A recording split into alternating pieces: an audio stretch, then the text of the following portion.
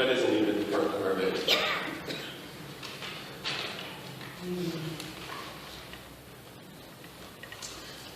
So the second sign that Jesus did also takes place in Cana of Galilee, the same place that our sign last week took place. And remember that we need to intentionally look at why Jesus is calling them, why John is calling them signs that Jesus did. And we started last week by asking what we sort of tend to, I think, too quickly dismiss as just a simple question. That is, who is Jesus? Some of us spend our whole lives running from that question because we're afraid to answer, because we know if we answer it like we think we're supposed to, that means we're going to have to change some things about our life that we're not quite ready to give up. But it's still a question that we all have to face and answer. Sometime between now and the end of your life, you'll be forced to answer the question, who is Jesus? And people for centuries have debated that. He was a wise teacher. He was a good man. He was a religious leader. He was a miracle worker. He was a fun guy to be around. We've come up with all sorts of ways to try and answer that question, so we don't have to really deeply wrestle with the deep implications of that. Because once you actually read the Gospels, you realize none of those answers actually work. You can't read the Gospels as they're written and say, boy, Jesus was a nice guy. What? Yeah, he was, but there's also something more to it. That's not the end of the story. You can't read the Gospels and say, what a great miracle worker. Well, sure, he did some of that too, but his story is told in such a way you can't just leave it at that. So we asked the question last week and said that would be your guiding question over the next 7 weeks. We're now into week 2 of it, looking at the signs that Jesus did, and we have to be able to answer the question, who is he? And we determined that they're signs because they ultimately point or direct us to something. Matthew, Mark, and Luke say that Jesus performed miracles, and he did a lot of them, and that was part of the basis of his ministry. Embodying good news to those who need it. You're blind, well now you can see. You're crippled, well now you can walk. You have a skin disease that has left you isolated from your family. Be restored and go join them in fellowship. But John intentionally sets aside the dozens of miracles that Jesus did and says, I'm going to show you 7 that he did. Because in those 7, we see something special and unique about the work that Jesus is doing. So last week, the first sign was turning water into wine. And the physical act is that Jesus takes ceremonial jars that were used for cleaning and washing yourself and turned it into wine. And remember, it was an abundance of wine, 120 gallons of wine, so that a wedding party could continue without a hitch. And it's a foreshadowing of the time where God reunites with his people and we experience eternal, blissful, joyful, unending harmony with him. That it's called in the book of Revelation, the marriage supper of the Lamb, the time where we come and fully live with God and he with us, and there will be no more separation. There is no more sin. There is no more fear or tears or crime or condemnation. In Jesus we experience everything. But he also said last week, but I can't do that now because my time has not yet come. And John's going to repeatedly pick up on that theme, this idea that it's not Jesus' time or it's not Jesus' hour. What he's ultimately talking about is his crucifixion and resurrection, that 3-day period, where as one author puts it, heaven and earth collide. They become one. That for the Old Testament, the Hebrew people, there was a ritual that they had to undergo. They go to the temple, they journey to the temple, and they bring a sacrifice. They enter into the temple so that they can be in God's presence. And on throughout their life, this cycle repeated every year, journeying to Jerusalem and needing to offer sacrifice, to bring atonement, to say, God, I'm sorry for the things I've done wrong this year. But it never really served as anything that could actually cure the problem. It was just a way to keep it in check, to control it. And yet, in Jesus, we find a way that he is actually going to alleviate the problem of sin and death. God himself will become man and take that burden from us. And the first clue last week, the sign that pointed to, was that in Jesus, we now have direct access to God's party that he will throw.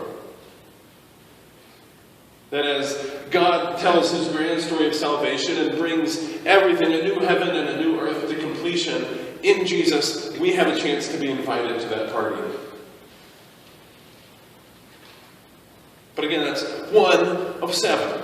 It's not the complete story. So this week we want to look at the second sign that Jesus will do. What does this sign point to that the work of Jesus will ultimately accomplish? And like last week, let's first look at sort of the physical act of what happens. Let's recount the story. That is, Jesus, 2 days after he left for Galilee, arrived, and the Galileans welcomed him. They had seen what he'd done in Jerusalem. The story before this is Jesus journeys to Jerusalem like all good Jewish people did. And he encounters a Samaritan woman. He goes to the ritual and the feast. And he educates the people about what it means to live a life with God. And this story picks up and says some of those people that were also there listening to Jesus teach about the life with God, well, he happened to be journeying through their hometown and they welcomed him. They had seen what he had done in Jerusalem at the Passover festival. And once more he visited Cana in Galilee, where he had turned the water into wine. John is taking us back to that moment. That is going to build off of this one, so pay attention as John said away. There was a certain royal official who lay sick at Capernaum, who's a certain official's son. When the man heard that Jesus was there, he up and left and found Jesus and said, "My son is sick and dying. You need to come and heal him." And Jesus, I think, sensing the hearts and attitudes of perhaps not only the man, but the crowds in general that were gathering to see what would happen, knew that the reason they wanted this sign was not so that they could put their faith in Jesus, but so that they could see the sign. You know, if I could stand here in the middle and all of a sudden just start to levitate, hover, and fly around the sanctuary, I think you would go home and tell your friends about it, and we could have 300 people here next week. Not because I'm an extraordinary preacher, but because you want to see some cool tricks again. It's sort of what's going on with Jesus here. People don't want to know about Jesus more. They want to see some more cool tricks. He knows their hearts and their attitudes, that they're looking at the sign and thinking that that's all there is. But John's writing, John's delivery to us about the Jesus story says you need to catch what's going on here.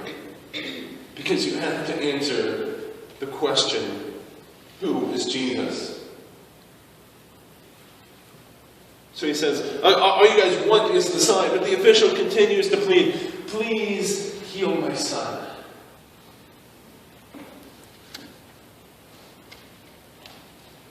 Verse 15. "Go," Jesus replied, "your son will live." So Jesus sort of relents into this. Look, you want to see the sign? I'll give it to you. But when we get the sort of the ending of the story, we don't know what happened to the Galileans. We don't know what happened to the crowd that gathered to hear about this miracle, to hear what Jesus would say to the royal official. But we do get the royal official's response. He and his whole family believed. That sign was enough for them to say, look, it's clearly not about the sign. Because I just met a man who dozens of miles away can say, your son will live, and my son was miraculously healed. It's clearly not about the sign. It's about the person that performed it. So we sort of get at least a somewhat nice ending to the story, but are also, I think, left to wrestle with the question. It says that the royal official's family believed. But it doesn't really say in what or for what, at least at the present moment. So we don't really know, did they walk out of that moment saying, yes, I accept Jesus and will follow him in everything? Or did they just sort of say, this guy's clearly something important and we need to explore more? John doesn't tell us. At least not up front. But if John, 30 years after Jesus lived, is going back and writing this story, I think he went back and interviewed that couple. I think it makes sense. If you want to include this story, you've got to know the facts. So John, like any good writer, goes and explores what happens, and he talks to that family and says, hey, you're the official whose son was healed. What happened? That would have just been a fascinating conversation to be a part of. Well, you see, my son was sick, and I went to see Jesus. And 10 miles away, Jesus said he's healed, and by the time I got home, he was. And I knew just then that this had to be a guy, unlike any other that wanted to follow him. Can we share that sort of same faith story, faith experience about our interaction with Jesus? Because even today, you can't encounter him and leave unchanged. We get the message of the crowd that just wanted the sign. Do you treat Jesus as nothing more than a convenient miracle worker? Like the genie from Aladdin. I'll call on you when I need you to come and do something great for me. But don't give me all that other stuff about needing to follow you. I don't want that. Or do we pay attention, like the life of the royal official and his family, and say, there's something about this guy I just have to know more about? So that's, at least in brief, the act, the physical thing of what happened. The official's son gets healed and people come to faith. But we also need to know more about the sign. And so, I began thinking, well, I'm not really quite sure we can really relate to this because we don't live in a kingdom. We don't have a king. We've got this democratic republic. We've got this democracy thing working for us. And so it's not quite a one-to-one correlation, but there are still places in the world where it works. And so here's what I think we can relate to in the story. That if you go to Canada, our friends up north, the Queen is the head of state and represents the legal authority of the government. I got this straight off of one of the Canadian provincial websites. The Governor General is the representation of the Queen in Canada. And in each province, the Queen's representative is called the Lieutenant Governor. And in each territory, the Queen is represented by a territorial commissioner. The Lieutenant Governor personifies the crown, which is both the apex and the unifying link in the political structure of the province, in its executive, legislative, and judicial ideas. So that's sort of the political lingo. Here's the way it works. There is someone in Canada who is paid to emulate the Queen's desires. Then in her absence, this person stands up and votes and represents the way the Queen does things. Doesn't matter what they want. They follow the Queen, that is the head of the state. Well now, take that back to this story. That royal official is the same sort of tag that's used in this Canadian structure. So the person that comes to Jesus is someone that gets paid to do the king's business when the king is gone. The king makes a decision, and this person, their whole job is to go around making sure everybody follows the law because this is what the king wants you to do. So get to it. That's the person who comes to a Jewish rabbi in a small town and says, my son is dying. Can you help me? So this wasn't just somebody that came to Jesus. This was in all practical matters the enemy, the occupying force, the conquering army, the people that enslave us and make us do their dirty work. That person comes to Jesus and says, you need to heal my son before he dies. Well, if you were a political religious figure with crowds of your people gathering behind you, and someone from the foreign army that occupies and conquers you came to you,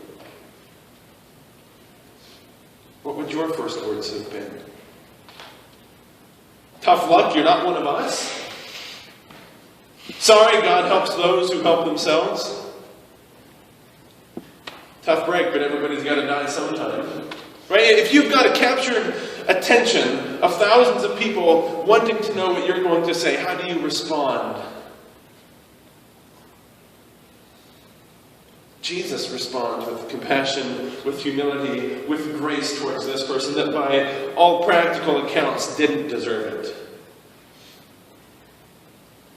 Somebody who gets paid to make sure you stay a slave and can't ever get out. And yet the word to him from God, from Jesus, is, your son will live. So what does that sign point us to? Well, like last week, I think there are three things that we can take away that this sign, more than just the miracle of the son being healed, even from a distance of 10 miles away, I think there are three things that Jesus is pointing us to in him. First is that the religious and the non-religious alike now have direct access to God. Isaiah 42 reads this way. A prophecy from the prophet Isaiah saying, someday when God's Messiah comes and everything gets completed, this is what life will be like. Here's my servant, whom I uphold, my chosen one, in him I delight. I will put my spirit on him, and he will bring justice to the nations. He will not shout or cry out, or raise his voice in the streets. A bruised reed he will not break, and a smoldering wick he will not snuff out. In faithfulness, he will bring forth justice. The idea that everything is as it should be. And let's be honest, a child shouldn't die before their parents. Jesus exhibits justice here. He promotes God's way of living.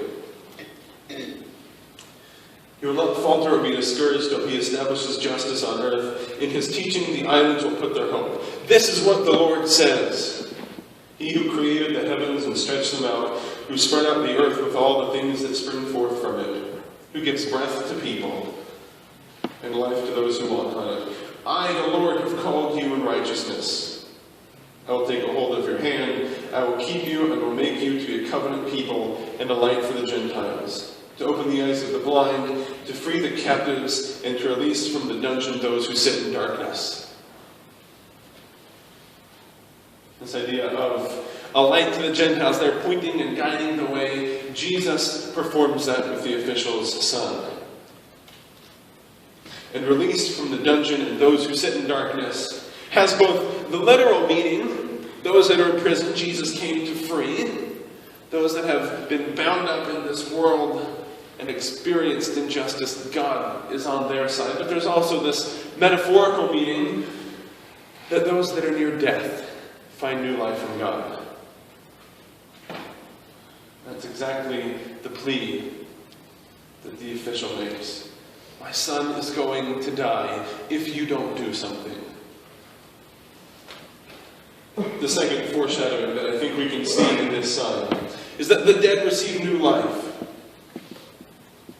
Isaiah, the same prophet, just a few chapters later, verse 61, says this about the ministry of the Messiah, and Jesus ultimately claims as himself, the Spirit of the Sovereign Lord is on me, because he has anointed me to proclaim good news to the poor.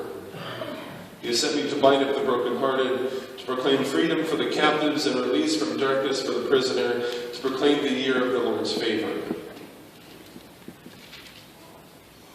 That Jesus says, more than in just the miracle, you need to find hope outside of that, because your son will grow up and they might get sick again, or something will happen. That Jesus does stuff on our behalf, but never so that we can revel in the sign, never in the miraculous, but always so that we can find our way and our direction in him. And he says his own mission is to uplift the brokenhearted, to encourage the oppressed, to set them free. And the last thing I think we can learn from this passage, the foreshadowing, when heaven and earth collide, when Jesus' time fully comes, what is it that these signs have been pointing us to? That those who follow God do so out of a personal relationship, faith, and trust. Not in religious systems or beliefs. Just earlier in the in the Gospel, still in chapter 4. Jesus has a rather interesting encounter with a Samaritan woman. Again, someone who in Jesus' day would have been the enemy, someone to be pitied and despised and even hated. Yet Jesus approaches her and says, those who want to worship God do so in spirit and in truth.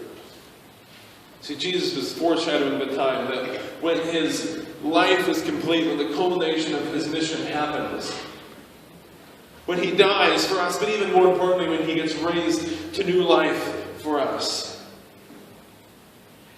we have the chance and the opportunity to have a relationship with him in ways that we just couldn't have before.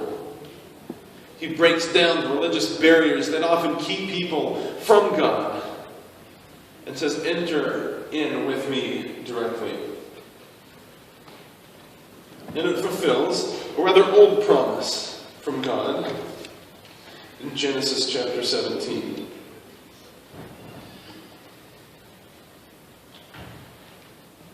When Abraham was 99 years old, the Lord appeared to him and said, I am God Almighty. Walk before me faithfully and be blameless. Then I will make a covenant between me and you and will greatly increase your numbers. Abraham fell face down to God and said, as for me, this covenant with you, you will be a father of many nations. No longer will you be called Abram. Your name will be Abraham, for I have made you a father of many nations. I will make you fruitful. I will make nations come from you.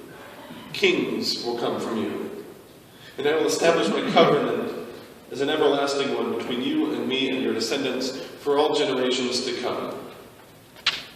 The whole land where you now live as a foreigner, I will give to you as your possession and your descendants, and I will be their God. That in this moment, God goes to Abraham, a lowly little, at this time, poor shepherd, and says, out of you, everything that I have planned for the salvation of the entire world comes from. Which, of course, Jesus not only finds his heritage in as his family member, but in that the New Testament calls anyone that is a person of faith a child and descendant of Abraham. That this moment, at this time, with Jesus healing the official son, you can now look at it and say, I can either say, well, that was pretty neat. What a cool trick, Jesus. Or you can choose to look beyond that and say, who is this Jesus guy really? What's more important than the miracle is the person behind it that's doing it. And Jesus gives us a little taste and says, when everything that God has planned is complete, when salvation reaches its fulfillment, there are certain things that you are going to be able to take advantage of and have the privilege of doing that you just can't do now. You get direct access and relationship to God. No more religious traditions, no more rituals. Enter into a relationship with Jesus, with the God, the creator of the universe, and experience that in your life. And in this sign, when we ask the question, who is Jesus, we're confronted with someone that does more than a nice miracle. We are given access to someone that can heal our deepest wounds, our deepest pains, our deepest regrets and fears. Things that, I don't want to talk about that. That's too painful. Well, I can't go back there. I can't go back to that place. I can't talk to that person. Jesus is the healer of those wounds. That in the fear of a father crying out, I don't want to lose my son, Jesus provides a word of comfort, a word of grace, a word of hope, and a word of healing to those who cry out. Let's pray.